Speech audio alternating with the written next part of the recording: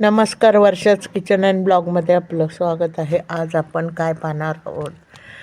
पावसाळ्याचे दिवस आहे. पावसाळ्याच्या दिवसामध्ये आपण काहीही खातो, पण त्याचा परिणाम आपल्या पोटावर होतो. आणि नदीला पूर आलेला असतो. खूप घाण पाणी असतं, धरणाला घाण पाणी असतं. त्यासाठी तुम्ही कशी काळजी घ्याल? योग्य ती काळजी घेण्यासाठी मी तुम्हाला काही टिप्स देत आहे. जर तुम्हाला आजारपण कधीच यायचं नसेल, तर तुम्ही काय करायचं, सकाळी उठल्यावर गरम पाणी प्या, स्वच्छ दात-बीत घासून. त्यानंतर तुम्ही ORS किंवा गरम पाणी पिल्यानंतर दिवसभर काळजी घ्या.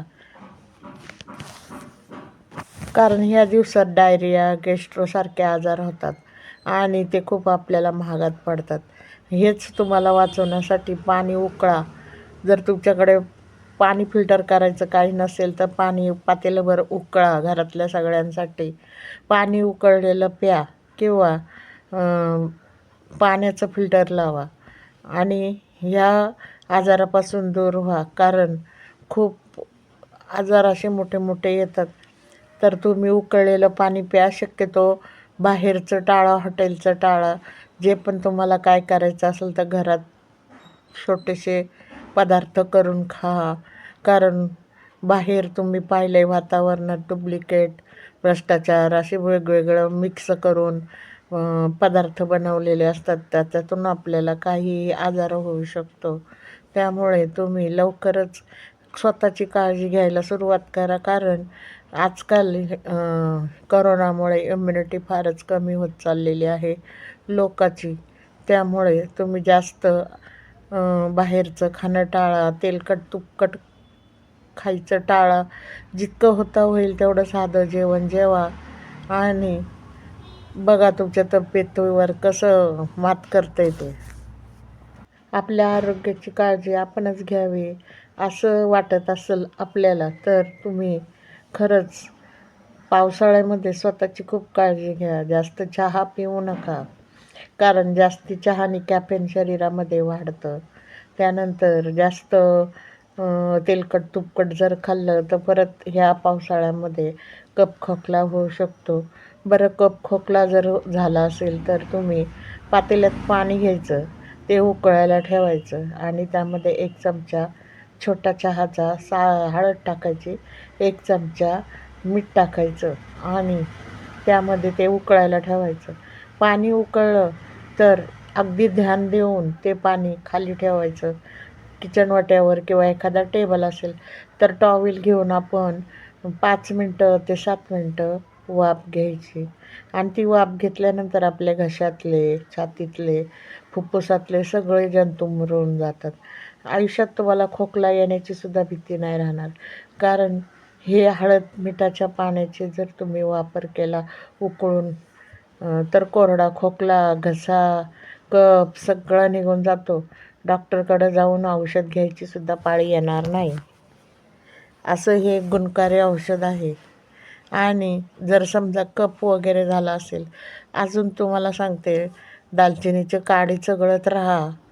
असं खूप काही आहे. किंवा ज्येष्ठ मधाची काडी किंवा ज्येष्ठ मधची पावडर जसं 1 चिमटीत बसेल एवढंच गरम पाण्याबरोबर घ्या.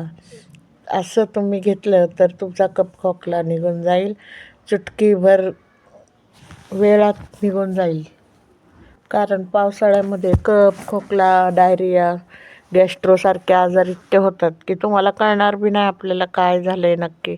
पैशापायी पैसाही जातो आणि त्यानंतर खूप आपल्याला मनस्ताप होतो. तर हेच वाचवण्यासाठी तुम्ही लवकरच काळजी घ्या आणि मी सांगितलं आहे ते प्रयोग करा. खूप काही फरक पडतो.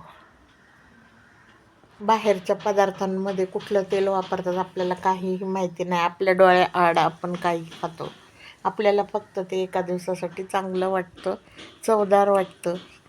तर तेच आपलं म्हणणं असतं. कारण हे सगळं मिक्स केलेलं किंवा खूप दिवसाचं फ्रीजमध्ये ठेवलेलं असू शकतं. ह्यामध्ये तुम्हाला कॅन्सरचं आमंत्रण पण देऊ शकतं किंवा बाहेरचं खाल्ल्याने खूप खूप काही आजार निष्पन्न होतात. त्यासाठी तुम्ही होता होईल तेवढं पावसाळ्याचं जेवढं खाता येईल घरचं तेवढंच अन्न खा. कारण गरम गरम वरण भात, चपाती, भाजी इतक्या भाज्या आहेत. पण साधं मुगाची डाळ, मसुरीची डाळ असे साधे साधे सोपे सोपे तुम्ही डाळ कांदा करू शकता. खूप अशा आपल्याकडे भाज्या आहेत. खूप अशा पौष्टिक भाज्या आहेत, तरी करू शकता तुम्ही. असं सांगितल्याप्रमाणे करा तुम्ही. आणि माझे व्हिडिओ माझ्या चॅनलवर बरेच असे टिप्स आहे, ते तुम्ही फॉलो करा. आणि साध्या साध्या सोप्या सोप्या टिप्स तुम्ही घरच्या घरी फॉलो केल्या ना, आजाराला निमंत्रण देऊ शकत नाही. कारण भरपूर आपल्याला फायदा होतो. आणि माझ्या चॅनलला प्लीज प्लीज सबस्क्राईब करा, लाईक करा, कमेंट करा आणि सबस्क्राईब करायला विसरू नका. धन्यवाद.